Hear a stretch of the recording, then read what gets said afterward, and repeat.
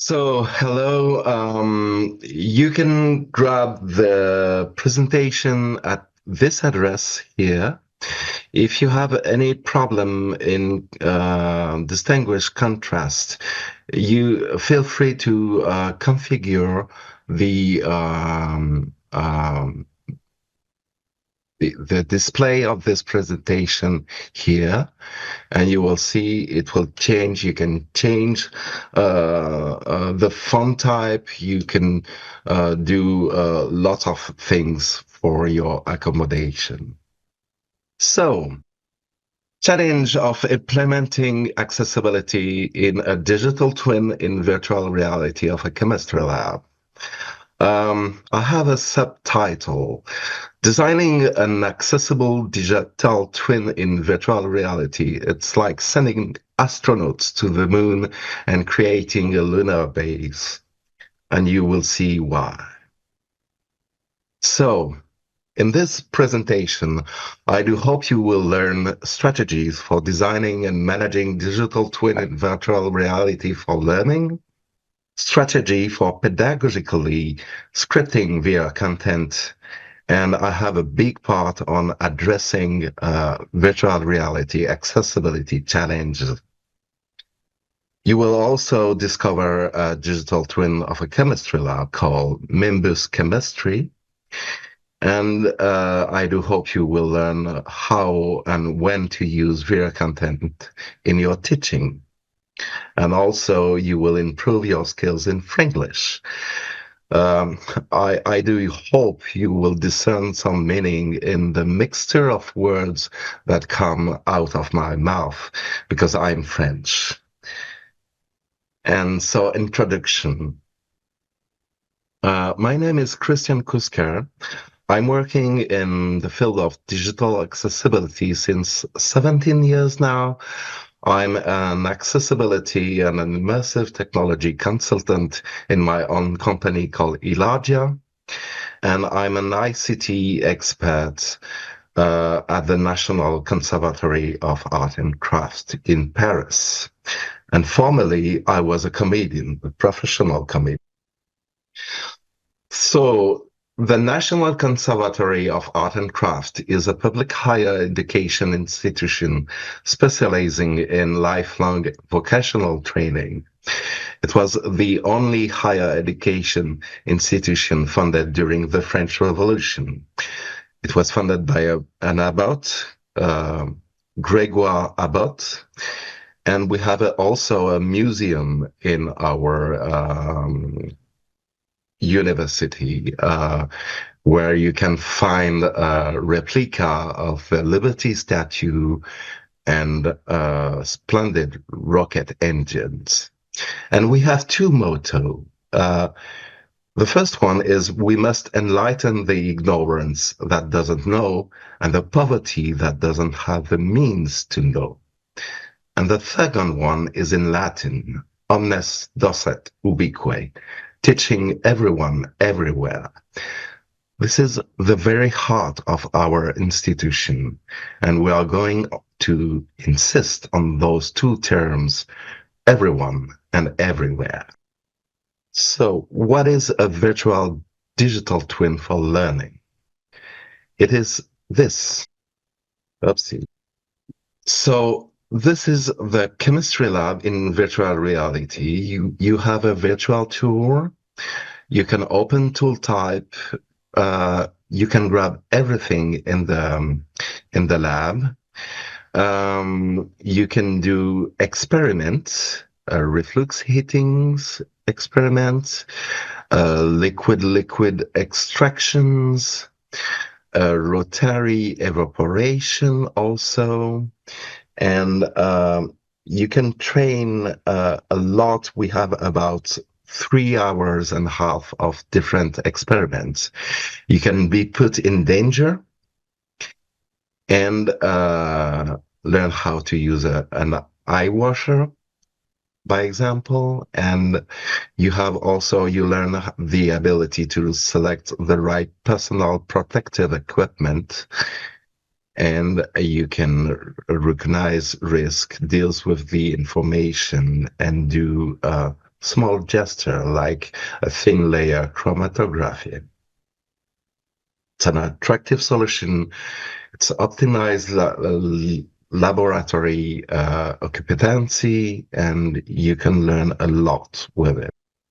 And virtual reality is a powerful teaching medium. VR can offer a more visceral experience than traditional screen-based media. In a sense, it can appeal to the user's spatial memory, give them a sense of scale, and in many cases serve as an emotional amplifier and a memory of the experience. You said, I had an immersive experience. You don't say that I had an educational video because it tap in another brain region, the live experience region in the brain. So this interactive component has advantages and disadvantages, and striking a balance between immersion, ease of use, accessibility, and experience is the main challenge of virtual reality design. You have here an immersive practical course at the National Conservatory of Art and Crafts on the picture. And you need to differentiate between virtual and immersive practical session. A virtual practical session can be done can be a 3D animation on screen. An immersive practical session uses virtual reality headsets. It's an active pedagogy. The learner are spectator, and the virtual reality headsets create the sensation of being transported to another world. But in immersive learning, there is a hidden word. Immersive refers to immersion plus body in action. It gives the learner an active presence. In learning, you have apprenticeship of skills, know-how, soft skills, plus feedback.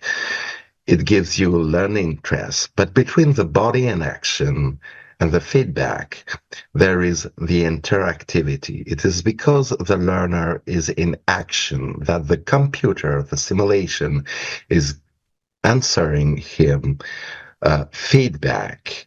And because there is feedback, there is the learner will respond to those feedbacks by actions. Learning traces gives you learning analytics. We have a learning management system for VR, and it gives you also for the teacher, he can evaluate the progression of the learner. So let's go deeper. How to design? Focus on your plan. You need to define a strategy. And I can give you an advice. Take a baby step-by-step strategy. Each stage of your project must benefit from the previous stage of your project, both from an educational and a project management point of view. And for example, for the chemistry lab, we have two partners. One company for the development called Membus. They are really cool. They are top developer. It's one of the best company for VR development I know. And we have the Immersive Learning Lab, which is a lab dedicated to immersive learning. And we have a partnership with them to acculturate the teacher to VR. So we have a starting phase, we have a requirement phase, and we knew that we want to have a realistic environment. So we began very early the development of a 3D computer graphics. After that, we have an acculturation to VR of the teacher. This is a very important phase you will see after. And After that, we have screenwriting of the first virtual reality module. So request scoping phase. Every project, every educational project has his own pedagogical objective and specificity, and therefore their own technique and management phase. For members chemistry, we want to focus on the learning of professional skills, hand gesture skills, and processes involved in chemistry experiments. So our sales specification are really simple. We want a tutorial for learning how to use the VR controller. We want the learner to learn skills, hand gesture, the processes involved in chemistry experiment, how to use equipment in a chemistry lab. So we need to focus on the teaching scenario. The technique will follow, and the interactivity component will be fundamental. We want a realistic environment. We want full internationalization in French and English. And we want to focus on usability and accessibility whenever possible. So this simulation has, for the moment, 3 chapters. We have a tutorial, we have a virtual tour, we have a safety chapter, we have a chemistry experiment chapter, and we will have a digital twin chapter where there will be sensor on equipment in the lab, and we will send data to the simulation after. Let's see of also something very important in the project management point of view. We do not want to have a traditional top-down structure like this. We want to organize ourselves like a teams of teams. We want to have in our team, we are about 25 teacher, engineers, developers, project manager, instructional designer in our team, and we want to have collective intelligence. And so I gave you the definition of the collective intelligence, and it's a learning organization. We learn a lot from each other. And that's very important. In a traditional top-down structure or a command of teams, there are problems in communication between those group or those group. So this kind of organization fits very well to virtual reality development. So the VR acculturation phase of the teacher. A VR project is first and foremost a writing process. You can have the best teacher in the world. If he doesn't have put a virtual headset on his eye, if he is or she is not acculturated to virtual reality, he won't be able to produce anything in VR. And on the other hand, VR content producer often have no expertise in educational scripting or in the progression of knowledge and skills acquisition. In VR, everything must be formalized in writing. And as an example, members chemistry specification is about 300 page now, because we deals with scenario, scenography, storyboarding, and design thinking. A teacher, a content expert, needs to know a few things. He needs to identify the impact of virtual reality in training. He needs also to understand very well the nature of immersive medium and the physiological psychological and cognitive mechanisms on which virtual reality is based and which underpin its effectiveness.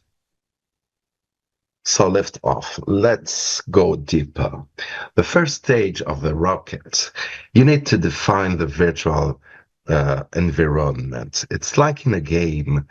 Uh, you need to let the user discover the lab. And so we create a first module, a virtual tool module with tool type and the danger addressed by some equipment. Next, another module for the identification and the characterization of the environmental equipment. It's a kind of treasure hunt. It's more difficult. You will say to your learner, okay, you have discovered in the first module the lab. Now go in the lab and identify and characterize some equipment in it you have discovered before. Many teachers are doing mistake in this module also. It's very difficult. The second stage of a rocket, make small reusable module. And we have made a small safety procedural learning module with virtual endangerments. One of the strengths of virtual reality, it's its ability to reproduce dangerous situation in complete safety. So to do that, we break down the procedure into step-by-step scenario with branches. You can smell poison. You can face fire danger in the lab.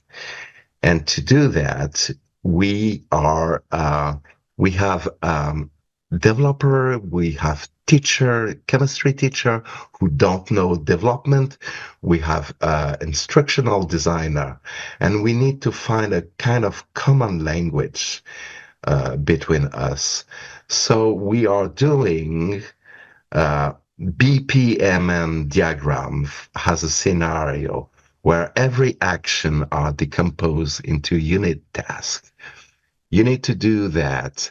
Then after the user needs to do that, he needs to go there and go there and go there to achieve the module.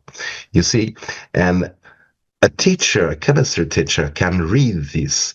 A developer can understand those diagrams to put those diagrams into code.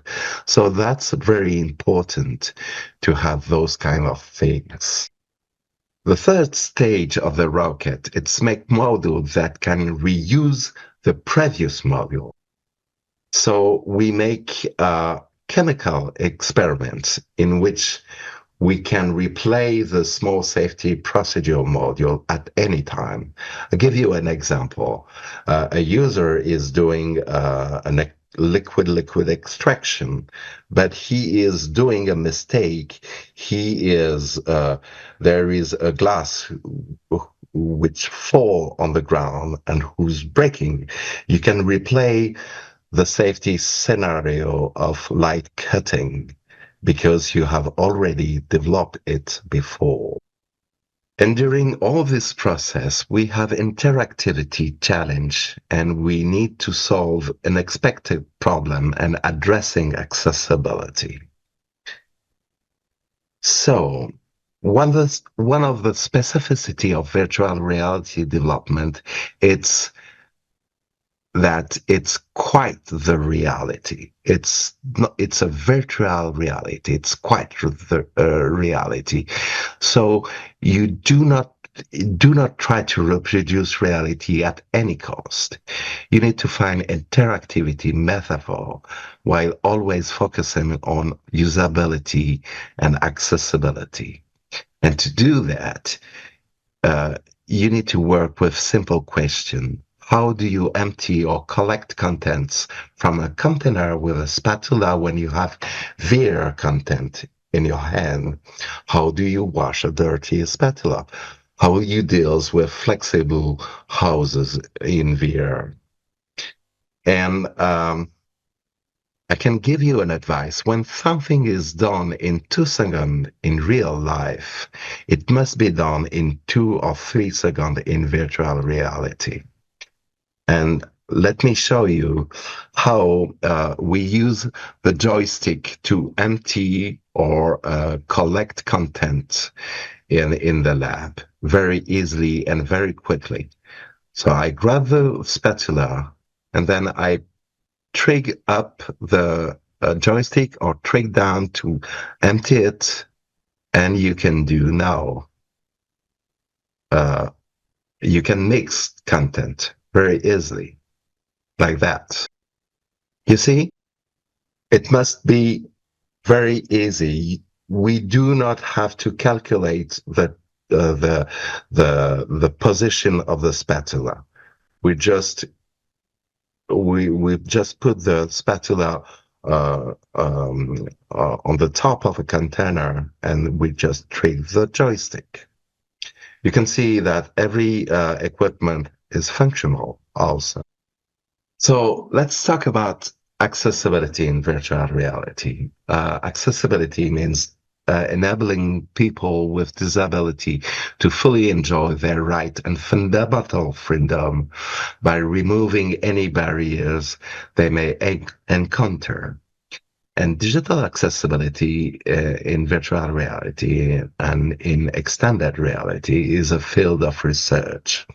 As for me, it's a kind of combination of web accessibility and video game accessibility. And very important, with its own specificity. It's not entirely the video game accessibility. It has its own specificity because of the viscerality of the medium. And there are documents of the web by the W3C Extended Reality Accessibility User Requirements. You have the links here. The BBC has write very important research also, and there is most of all, XR Access, who has done a tremendous work also. So, how do we address accessibility? We provide our user a tutorial in order to familiarize him with the available interaction. The aim of the tutorial is to teach the user the command of the virtual reality equipment, the different metaphor used in the application in a clear and progressive way. It must take place in a neutral and uncluttered environment, so has not to distract the user from the various action expected. And the tutorial is presented in the form of successive team room, which the user will have to validate one after the other. Teleportation, moving around, grabbing an object and moving an object, and interacting with an object. You will see the tutorial in 2 minutes. You need also to provide your user different level of difficulty, a beginner mode, an advanced mode, and an expert mode. Beginner mode is the user has lots of information to achieve the exercise.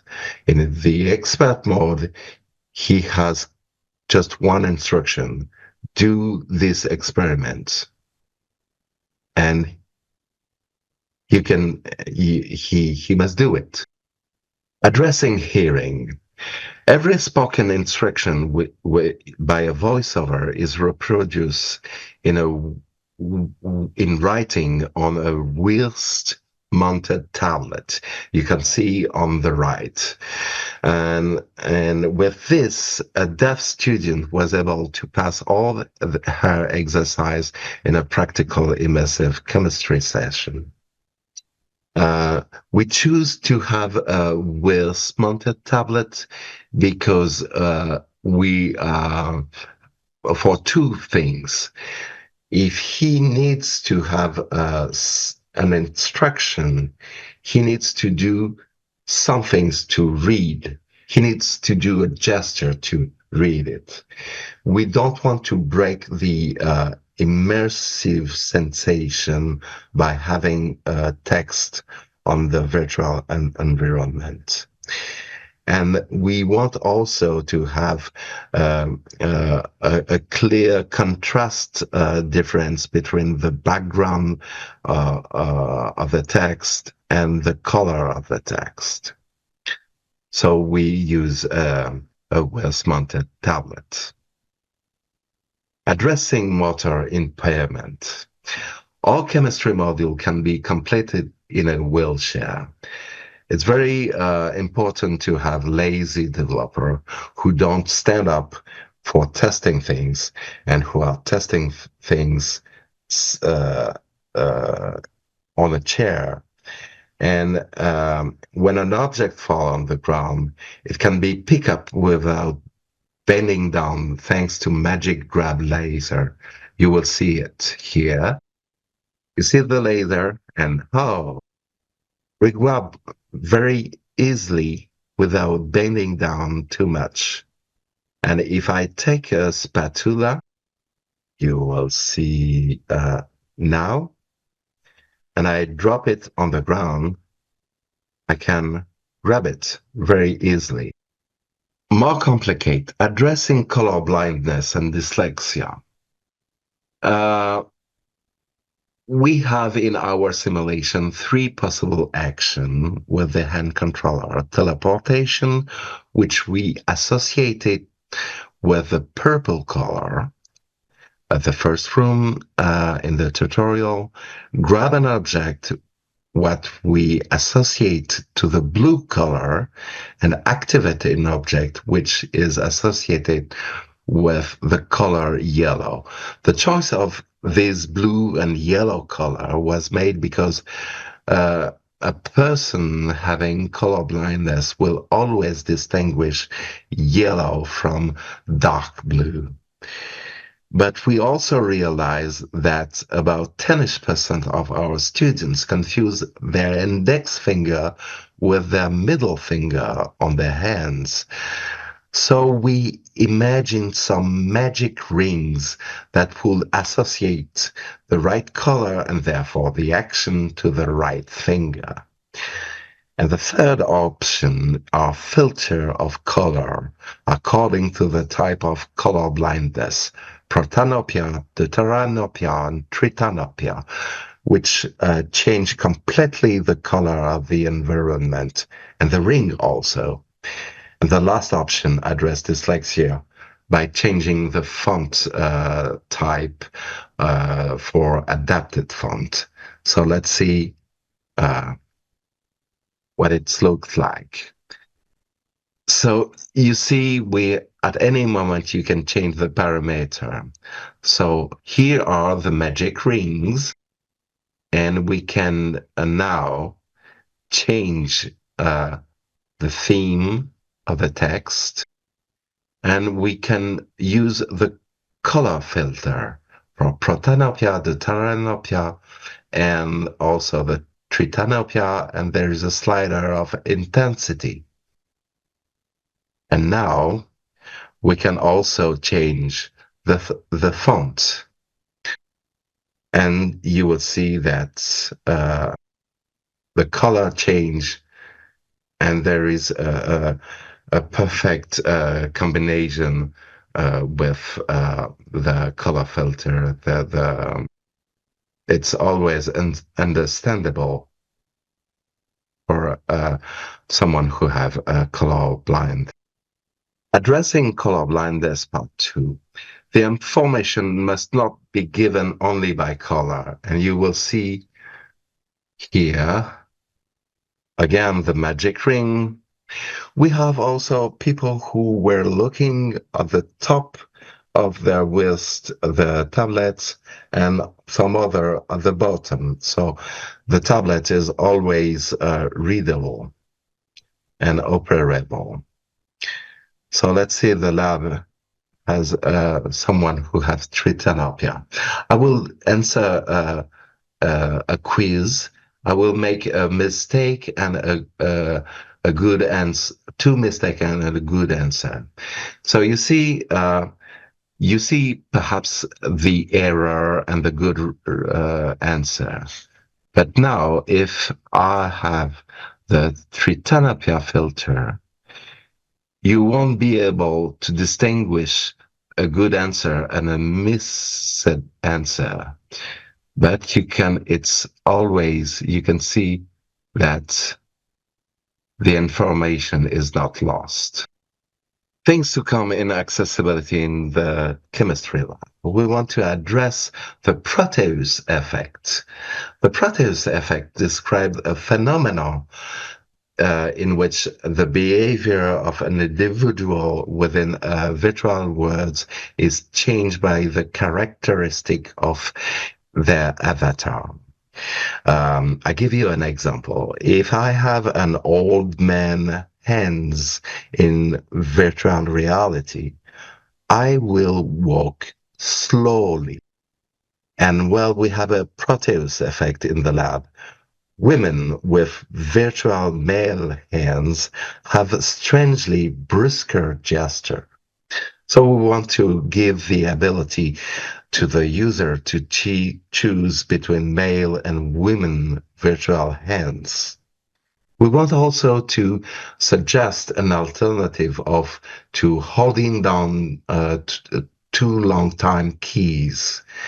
And for the grab action, we will, as an option, give the user the ability to one click to grab and a second click to release the object. We want also to give the user the ability to modify their input preference.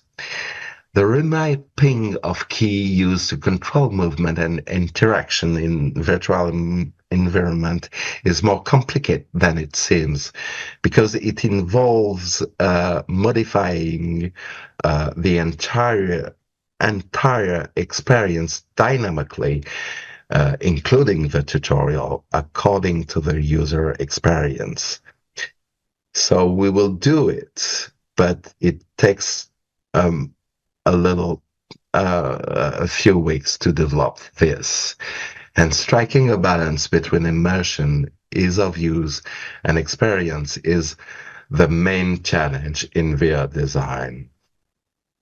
All these accessibility settings have been built by, tested with, and for people with disability.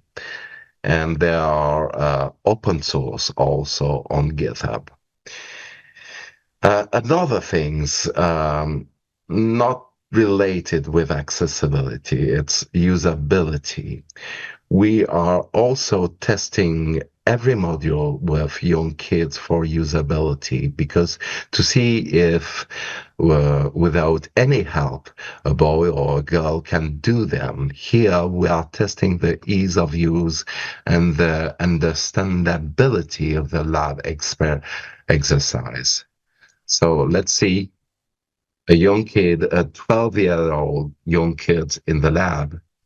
It was its first time in in virtual reality, and 10 minutes after, he was reacting like this. Also, it's a gamer also, so you can see he's he can do things very quickly, and that's quite cool to see that. So let's see uses in classroom. If designing a virtual reality chemistry lab is a project, deploying it in the classroom is another project. So first of all, Vera, for which discipline to develop which skills? If you need to learn professional gesture in technology, hard science, medicines, in Vera you have immersive simulation, Vera module. If you need to learn soft skills, uh, all teaching disciplines using role playing, you will deal with avatar, interview simulation, etc., etc. You can also learn foreign language learning in virtual reality. And virtual reality is also very good for immersive visualization of 3D calculation for mathematics and hard science. Where to place a Vera module in an existing curriculum? We found that potentially you can put virtual reality everywhere. In autonomy, upstream of a course has a support of a course. After the course has knowledge reinforcement and also has an evaluation. Has an evaluation because we have a learning management, an open source learning management system for VR called uh, Nimbus Vulkan. And also for accessibility, we can say this user uh, needs to have more time to achieve an exercise. And we can set this parameter into Vulkan. And this user will have more time to achieve his exercise in VR. So, well, I'm finished. So I thank you for your attention and I'm open to your questions. All right. Thank you so much, Christian. This was awesome. We have questions now from YouTube. So I'm going to bring those to you and we'll just go through them one by one. First question. Given a chemistry lab has multiple sensory inputs, including olfactory, how are these being integrated to maximize the learning experience? Have there been challenges allowing people to use alternate input methods besides controllers? Um, for the moment, we are looking perhaps to see if we can use other controllers, but it's very difficult because we need to have end gesture and and and if I take an Xbox controller, I do not have a gyroscopic sensor to have the position of their hands. It's very delicate for us to use such kind of controllers. We need to have Vera controllers for the moment, and it's a big reflection we have. Okay, another question we have from Oscar. Can you display or explain the design of the magic rings and just go over the that design a little bit Oh, more? it's it's very simple. We found that we have learner who were clicking with their index finger and middle finger quite like crazy people. And we want to help them to say, oh, when you interact with this object is highlighted in blue, so you can grab it. So it's the middle finger. So use the middle finger. And he grabbed it. And we found that it works. It works very well. Perhaps we will add some sound when the very delicate to indicate that this object is grabbable, this object is activable. You see? Yes. All right, great. Thank you. Next question.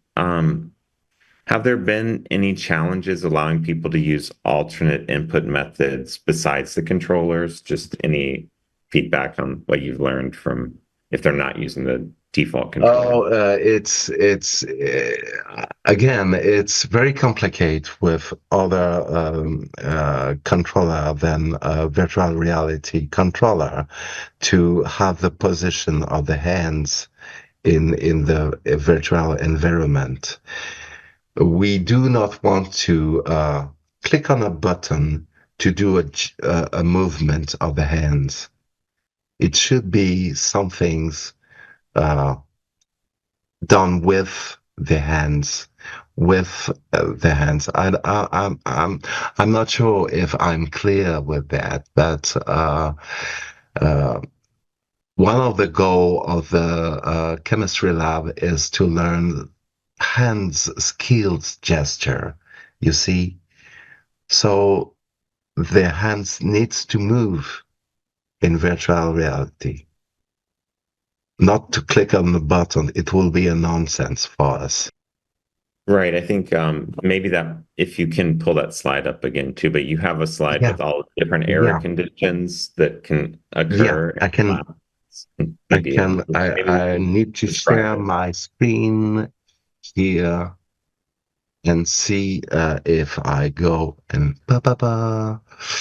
where is it? Addressing earring, color blindness. Yes, it is here. Okay. Uh, so in the tutorial, you see there is a picture on the wall where we indicate the interactivity. Grab an object, interact with an object, and you see the ring color, the colored ring. The laser is now yellow or pink, and the ring will be always at the same color. You see? Yes. Grab an object. It is green now, and the ring is green also. To activate an object, it's pink. So you need to choose the index finger. Pink. The laser is pink there, and it works. Great. That's perfect. So we'll go to our next question. Thank you. So next question, how can people outside the experience best see and communicate with the people inside? Any consideration for co-piloting or annotation? I can share you something. I have on my computer a video of an immersive practical course. I will show my screen. Ba, ba, ba. Where is it? It is here in video. And it's chemistry PP, this one. We are doing practical works. You have here, I will just cut some things will cut the sound. And let's see. You have a student with a virtual headset, and another student is with him. And this student will give clue to this one, and their work in binom, their work together. He is working in the beginner mode, and after that, this one will be in expert mode, and he will be helped by the first one with the note of the second. You see, he is not alone when he is in virtual reality. A student is not alone. I'm quite sure of that. And you have the teacher here behind who is looking to every student and who is doing a feedback session after that. Is it No, something clear for you? that's great. We're going to go to the next question. So the next one was, how how much work was it to change inputs to like work with one-handed or think about the control remapping? Like how much work was that? Oh, I don't know how much work it takes. I'm quite sure that in 3 months we will have the remapping. Okay, sorry. Yeah, no, that makes sense. It's like hard to make it an app. We have a planning, so we have pre we need to develop. We have about 7 hours of experience, different experience to develop. Yeah. So we need to develop modules. We need to develop in accessibility. It's some things step by step. Yeah, maybe, and that'll be my last question for tonight's presentation. Thank you so much. I think yeah, I'm curious. Your implementation has so many accessibility features. For me, like when I met you, I was like, wow, like you're implementing a lot of these features.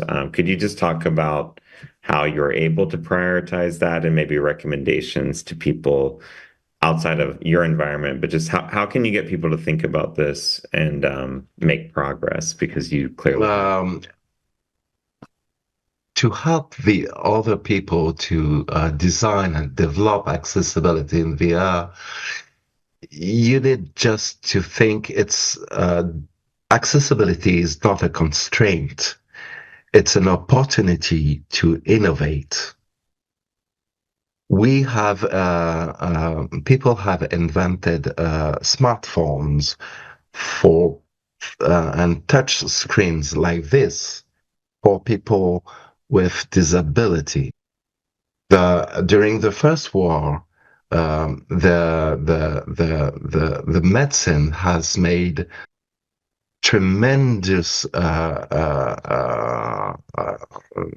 invention with the guy who were wounded by the war.